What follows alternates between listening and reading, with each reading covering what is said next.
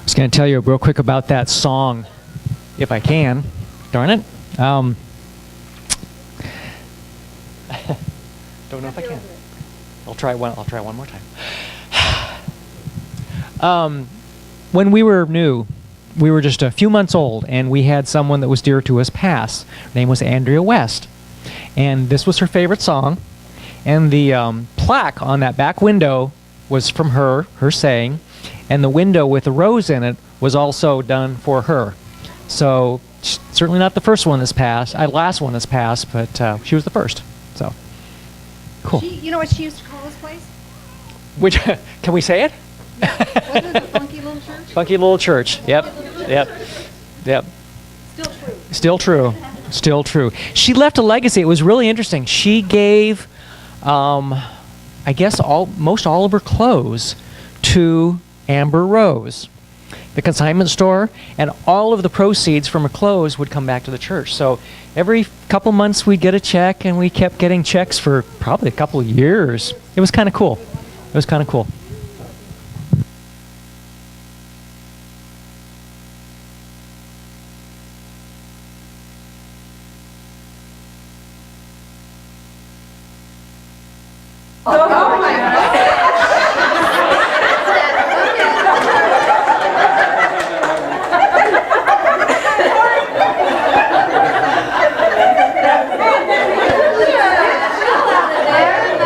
Your turn.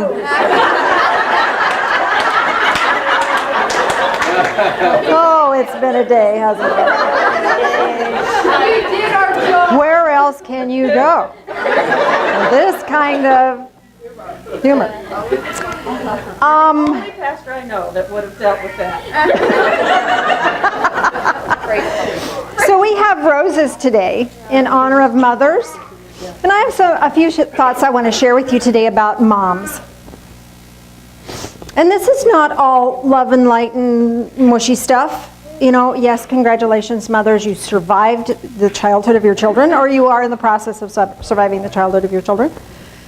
But let's face it, moms tell you the things that you can't get anywhere else. Go wash your face, you're not wearing that much makeup. You're not wearing those lizard skin pants. It's funny because even as adults, we expect our mothers to tell us the truth. And sometimes it's gently and sweetly, and sometimes it's not.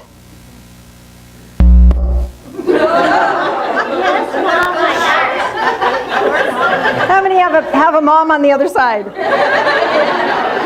Okay. That's the end of my message. No. My work here is done. My work here is done. I want to share with you, I can turn the book right side up. Not that one, this one. Situation with Jesus and his mother. Yeah, we all know Jesus in the cradle, blah, blah, blah. Not to diminish that at all. But the first miracle Jesus ever was recorded of doing was at a wedding in Cana.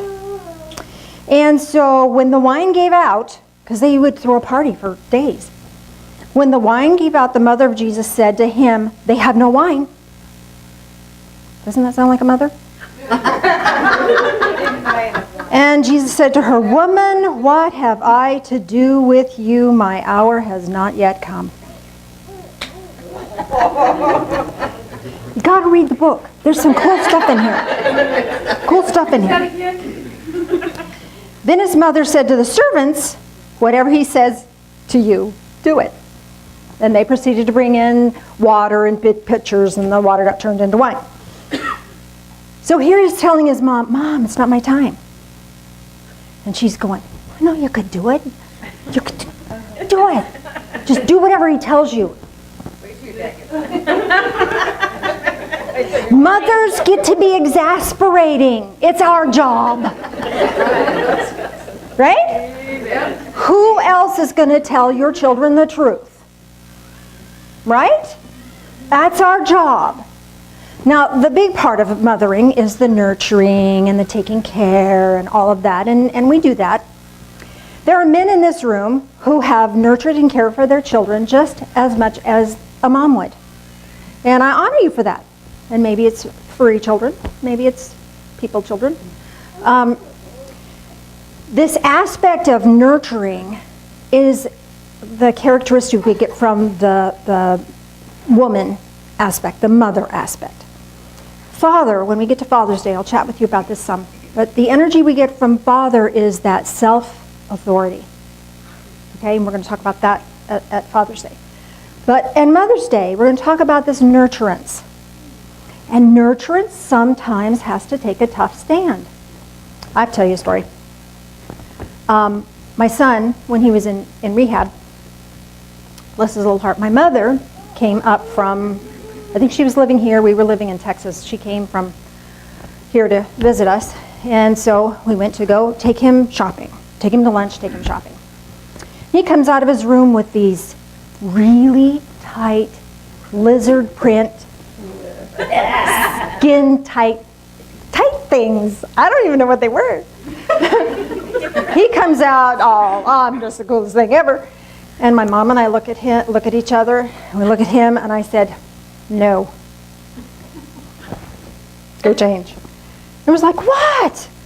This is the latest thing. Go change.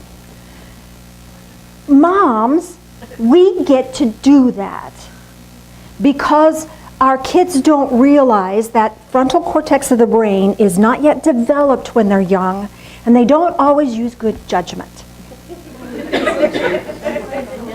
It's our job to be the judgment for them, that discernment for them of this is not okay, this is okay. And if we can be nice and sweet about that, that's wonderful.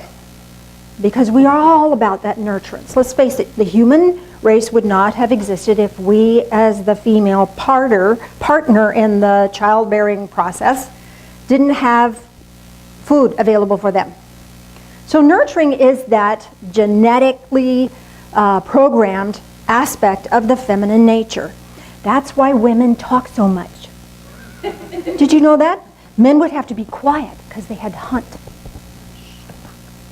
So they would be side by side with their buddies and not talk.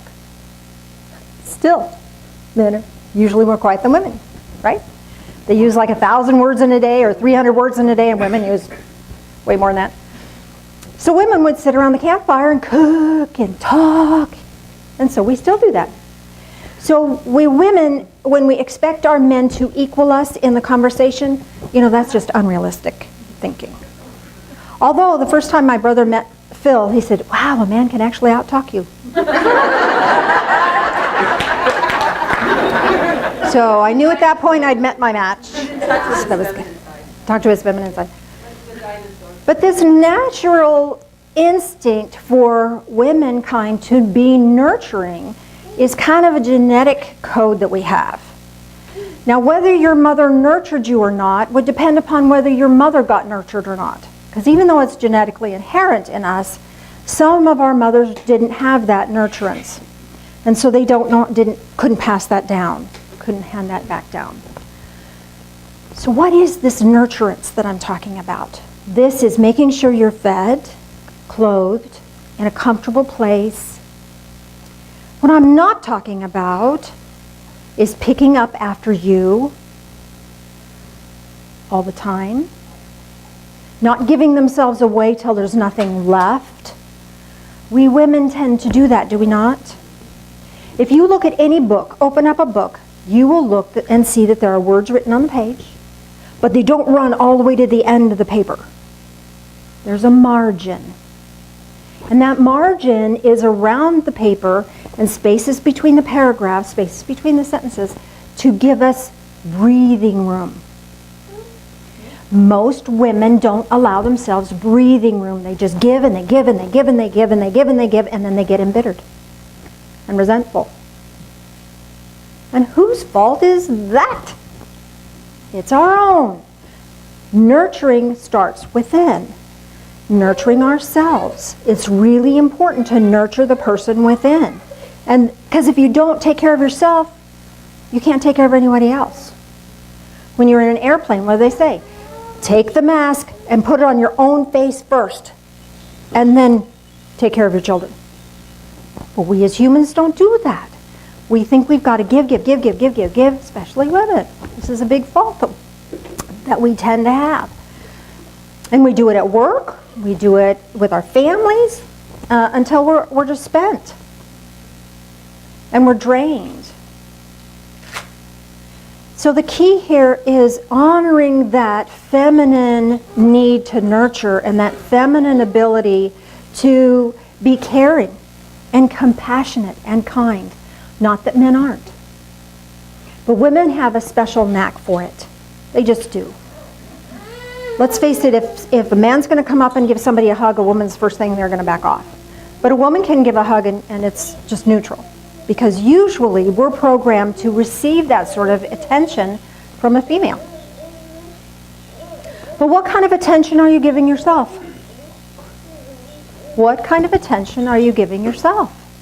Whether you're male or female, there's that nurturing aspect of yourself that must be nurtured. Okay? Nurturing oneself. What is something that you do to nurture you? Anybody? Come here. Come here. Awesome. Yes? By? Getting a facial, getting your hair done. Massage. What else? Alone time. How many people do the alone time thing? Yeah. Awesome. So let's hear from the men. What do you do to nurture yourselves? From the men. What do the men do to nurture themselves? Yes, sir. Alone time. Close my door. Amen to that, brother. Honey, that's not nurturance, that's survival.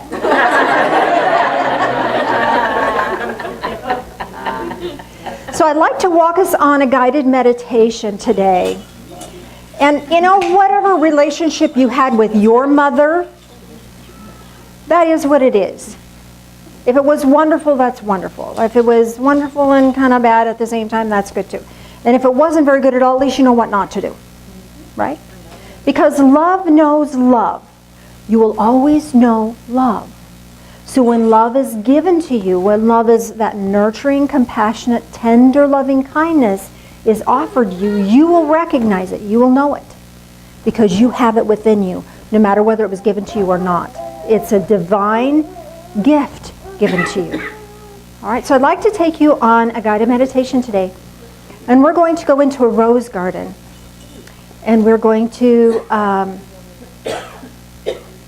well, I'll just tell you when we get there. How's that? All right?